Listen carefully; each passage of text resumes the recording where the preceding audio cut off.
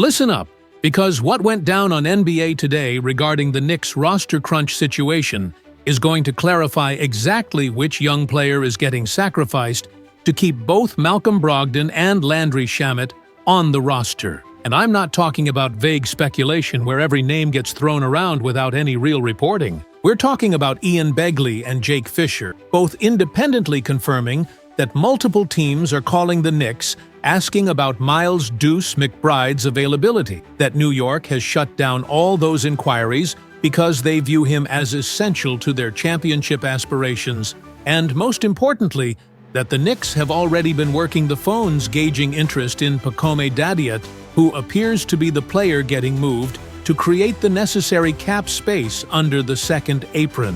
When Malika Andrews brought in Bobby Marks to break down the salary cap mechanics, explaining why trading Dadiet versus Tyler Kolek makes a massive difference in terms of mid-season flexibility, when the panel started discussing Mike Brown's comments downplaying Dadiet's role going forward despite starting him in the preseason opener, when Kendrick Perkins flat out said the kid is getting traded and there's no point pretending otherwise, I had to pause, because this isn't a situation where the Knicks are exploring options. This is a foregone conclusion where they've already decided Dadiet is the odd man out, and they're just waiting for the right trade partner to finalize the deal. So I'm watching NBA Today as they're setting up their Knicks roster construction coverage, and suddenly the entire panel shifts into salary cap expert mode, because understanding why Dadiet is the sacrifice, rather than McBride or Kolek, requires parsing through hard cap restrictions, pro-rated minimum contracts, and the specific dollar amounts that determine whether New York can add another veteran mid-season the way they brought in PJ Tucker last March. You could feel the complexity overwhelming casual fans who just want to know which young player is getting traded. But Stephen A. Smith was making this critical point about how modern NBA roster management requires front offices to make cold-blooded business decisions that prioritize immediate championship contention over long-term development of 20-year-old prospects who might never contribute to winning basketball. Let me paint you the complete picture of what really transpired during this extended segment that went deep into both the basketball reasoning and the organizational philosophy, because the surface-level Knicks will trade Dadiet headline completely misses why multiple teams are specifically asking about McBride and what makes him so valuable around the league, the specific salary cap math that makes Dadiet the logical choice over Kolek, despite both being young guards with minimal NBA experience, the uncomfortable reality that Mike Brown's public comments essentially telegraph that Dadiet has no future with this organization, and the harsh truth that being a 19-year-old lottery pick doesn't protect you from getting traded when a veteran-laden team is in win-now mode and needs every roster spot to be occupied by someone who can contribute in meaningful playoff minutes. Here's the foundational context that Ian Begley's reporting established, which frames the entire situation. The Knicks want to keep two veterans on the roster heading into the regular season, and everything suggests those two veterans are Malcolm Brogdon and Landry Shamet, although Garrison Matthews has shot the ball so well during preseason that he's legitimately in the conversation for one of those spots. Regardless of whether it's Brogdon Shamet or Brogdon Matthews, New York needs to execute a trade to create enough room under the second apron hard cap to keep both players. The most direct pathways to shedding the necessary salary involve trading either Deuce McBride, Pacome Dadiet, or Tyler Kolek. But here's where the financial mechanics get crucial, and where Richard Jefferson was using the whiteboard to show exactly why one trade makes more sense than the other. If the Knicks trade Tyler Kolek and keep both veterans, they would lose the flexibility to sign another veteran during the season on a pro-rated minimum contract. That mid-season flexibility is something Leon Rose and the front office value highly, because injuries happen, roster needs change, and having the ability to add reinforcements in February or March could be the difference between a championship run and a disappointing playoff exit. But if they trade Dadiet instead of Kolek, they maintain that flexibility because Dadiet makes approximately $700,000 more annually, which creates just enough breathing room under the hard cap to accommodate a veteran minimum signing mid-season. The Miles McBride situation became the most fascinating subplot because it reveals just how much the Knicks value him internally versus how the rest of the league perceives his value. And this is where you see organizational alignment about core pieces versus tradable assets. Multiple teams have been calling New York asking about McBride's availability because at 25 years old on the second year of a 3-year $13 million extension, he represents exactly the kind of young, cost-controlled, two-way guard that every contending team desperately needs. His production during the preseason has been excellent. His defense has always been elite. His shooting looks more fluid and confident, and he's playing with an aggressiveness attacking off the dribble that suggests he's ready to take another developmental leap under Mike Brown's system. But the Knicks have shut down all trade inquiries involving McBride, according to Ian Begley's reporting. And the reasoning is crystal clear. Key stakeholders within the organization believe they need McBride on the roster in order to reach their championship goals.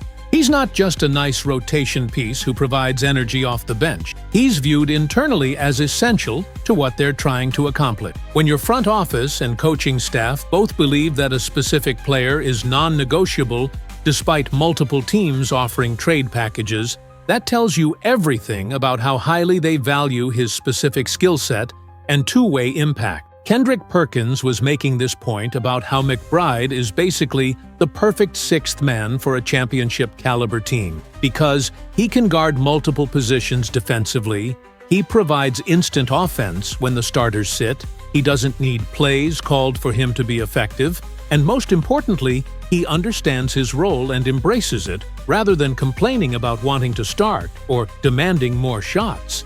Those qualities are incredibly rare and incredibly valuable, which is why the Knicks would rather sacrifice a 19-year-old lottery pick with theoretical upside than move a 25-year-old who's proven he can contribute winning basketball at the NBA level. The Pacome Dadiet reporting that emerged over the past few days essentially confirms what everyone already suspected, but wasn't being stated publicly until Jake Fisher and Ian Begley both reported it. New York has been calling multiple teams gauging interest in Dadiet trade, and several executives around the league believe the Knicks started him in the preseason opener purely to showcase him for potential trade partners, rather than because Mike Brown actually views him as part of the rotation. That's a brutal indictment of how the organization views his immediate value, and Brown's post-game comments downplaying Dadiet's role going forward basically confirmed those suspicions. When a French reporter asked Brown about how such a young player cracked the rotation to earn a start, Brown's response was telling. In terms of Pack in the rotation, I wouldn't take it into account too much that Pack started in the last game.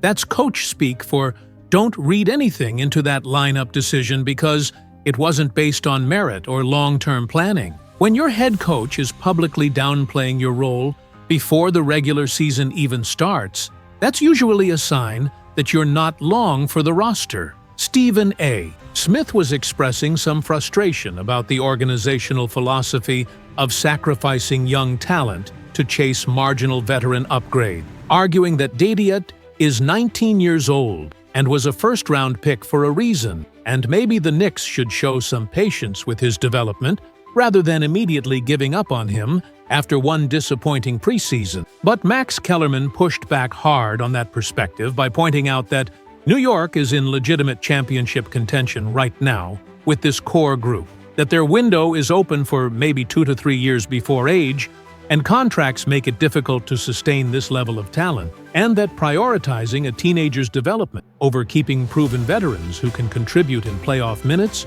would be organizational malpractice. The Eastern Conference Championship odds that got displayed during the segment showed exactly why the Knicks are in win-now mode rather than development mode. They're fourth on FanDuel's championship odds board at plus 1,000, behind only Oklahoma City, Cleveland, and Denver. That's not a team that's building for the future. That's a team that believes they can win the title this season if everything breaks right.